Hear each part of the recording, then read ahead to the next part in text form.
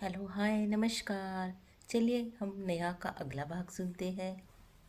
गोवा के सपनों भरे संसार में समुद्र किनारे की रेत और लहरों में भीगते हुए स्वप्निल से लिपट कर आंखें बंद कर उसकी गर्म छाती पर सिर रख देना कितना सुकून देता है।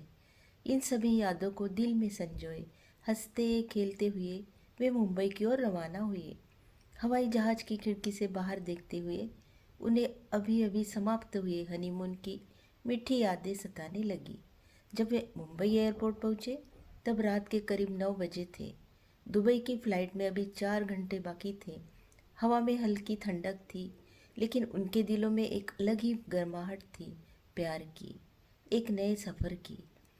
नेहा ने हल्के से स्वप्निल का हाथ थामते हुए कहा, हम पहली बार इतना लंबा सफ़र साथ में कर रहे हैं, है ना? स्वप्निल मुस्कुराते हुए बोला, जाने मन, और ये तो हमारे सफ़र की बस शुरुआत है। तुम्हारे साथ तो जिंदगी का हर पल एक खूबसूरत यात्रा बनाना चाहता हूँ मैं। नेहा के गालों पर गुलाबी लाली छा गई। उसने उसके कंधे पर हल्के से सिर टिका दिया। दोनों एयरपोर्ट में एक शांत कोने में बैठे, दुनिया भूलकर एक दूसरे में खोए हुए। तुम्हें पता है दुबई में मैं सबसे ज़्यादा क्या करना चाहता हूँ? स्वप्निल ने पूछा। क्या डियर? नेहा ने प्यारी सी मुस्कान के साथ पूछा। तुम्हें बुर्ज खलीफा के टॉप पर ले जाना है, वहाँ से पूरी दुनिया दिखानी है और तुम्हारी आंखों में देखकर कहना है, तुम ही मेरी दुनिया हो। नेहा भावुक हो गई।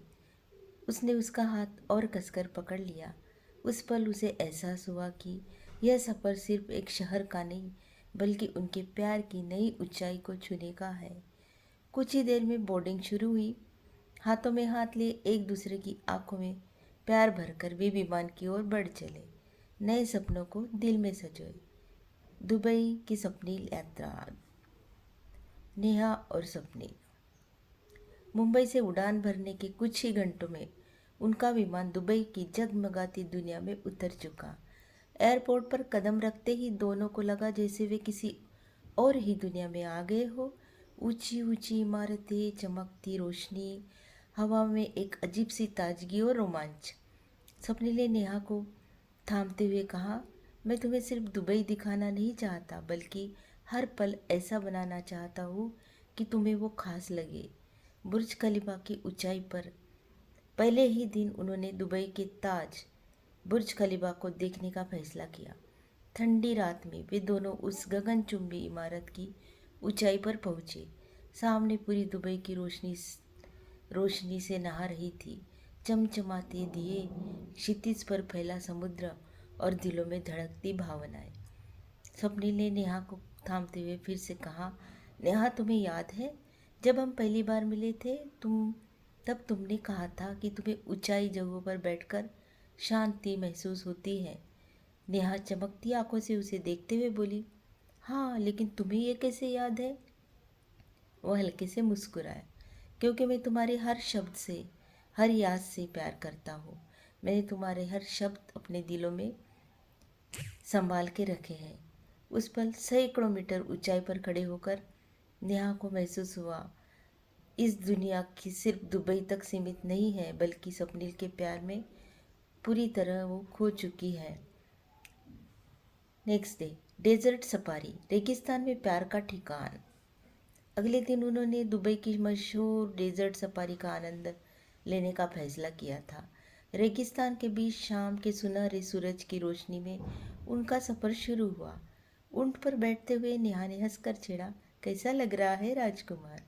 स्वप्निल मुस्कुराया, अपनी रानी को साथ लेकर चल रहा हूँ, इसलिए हर पल खास लग रहा है। स्वप्निल ने ही बड़ी अंदाज में उसका उत्तर दिया। रात को ठंडी हवा में टेंट के भीतर बैठकर उन्होंने गर्मा गर्म अरबी कॉफ़ी पी। सितारों से भरे आसमान के नीचे स्वप्निल ने उसके गाल को हल्के से छुआ और धीमे से बोला, ये शाम, ये तारे और तुम्हारा साथ, मुझे और क्या चाहिए? नेहा ने उसकी बाहों में सिर रख दिया, आंखें बंद की और धीरे धीरे से कहा, आई लव यू स्वप्निल। वह पल भर रुका, फिर उसने गाल पर हल्का सा किस करते हुए बोला, I love you too Neha, forever. Swapnil के हर शब्द और हर व्यवहार में सिर्फ प्यार ही नहीं, बल्कि उसकी गहरी गहरी परवाह भी झलक रही थी। अब वापसी और नई जिंदगी की शुरुआत होने जा रही थी। नेहा बोली, स्वप्निल, क्या तुम्हें नहीं लगता अब हमें वापस जाना चाहिए? कुछ छुट्टियां घर पर बितानी चाहिए।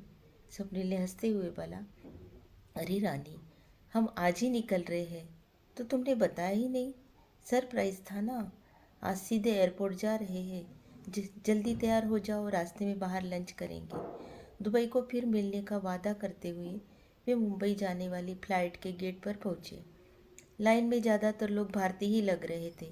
गेट पास चेक हुआ और बस उन्हें फ्लाइट तक ले जाया गया। घर लौटने की खुशी दोनों के चेहरे पर साफ झलक रही थी। मुंबई इंटरनेशनल एयरपोर्ट से उन्होंने सीधे पुणे के लिए घर तक एक कैब ली। घर फ़ोन करके बता दिया, हम 2 घंटे में पहुंच रहे हैं। दरवाजे पर माँ, पापा और शरीफ पहले से ही इंतजार कर रहे थे। दोनों को देखते ही तीनों के चेहरे खुशी से खिल उठे। शादी के बाद नेहा का उस घर में पहला अनुभव था। थोड़ी झिझक, थोड़ा संकोच। देर रात सोने और सुबह जल्दी न उठ पाने की वजह से उसे बुरा भी लग रहा था। सोहजुज़ादाई और सरी मामी ने प्यार से कहा, बिल्कुल फ्री रहो। धीरे धीरे इस घर की आदत हो जाएगी तुम्हें। ये तुम्हारा ही घर है। कोई फर्क नहीं पड़ता तुम कब उठती हो, कब सोती हो। इन शब्दों से नेहा को बहुत सहारा दिया। 1 महीने में ही वह इस घर में अपने घर जैसी हो गई। बच्चों की तरह इधर उधर घूमना, रसोई में ध्यान देना, सबका ख्याल रखना। ऑफिस और घर दोनों को उसने बहुत खूबसूरती से संभाल लिया। 1 साल बाद, देखते ही देखते शादी को 1 साल पूरा हो गया। आज उनकी मैरिज एनिवर्सरी थी और घर पर ही पार्टी रखी गई थी। ऑर्केस्ट्रा, स्वादिष्ट खाना, शानदार सजावट। शादी डेस्टिनेशन वेडिंग थी, इसलिए घर पर उस समय कोई बड़ा कार्यक्रम नहीं हुआ था। इस बार सबने मिलकर शानदार सरप्राइज प्लान किया। घर पहुंचते ही दोनों तैयार होने चले गए। नीचे दोस्त, रिश्तेदार, परिवार सब मौजूद थे। झूमर, लाइट्स और सजावट से उनका बंगला किसी महल जैसा लग रहा था। हैप्पी मैरिज एनिवर्सरी की गूंज चारों तरफ थी। पुरानी यादें ताज़ा हो रही थी। यह सरप्राइज पार्टी वाकई बेहद खूबसूरत थी। रात 10 बजे के बाद सब विदा हो गए। अगले दिन नेहा को चक्कर और घबराहट महसूस होने लगी थी। डॉक्टर को बुलाया गया। जांच के बाद प्रेगनेंसी टेस्ट पॉजिटिव आया। घर में खुशी की लहर दौड़ गई। मैं डैडी बनने वाला हूँ। स्वप्निल खुशी से भर उठा। नेहा की आंखों में आंसू थे खुशी के। हम माता पिता बनने वाले हैं। सरी मौसी, कल्पना ताई, राजन और सब लोग इतने खुश थे। एक मेक को गले लगा रहे थे। बहुत सालों बाद कोई नन्हा सा अपने घर में आने वाला है। राजन को तो पूछो मत। राजन ने नेहा का बचपन नहीं देखा था, इसलिए उनके आंखों से जोर जोर से धारा बहने लगी। वो सब खुशी के आंसू थे। इस तरह ये भाग यहीं पे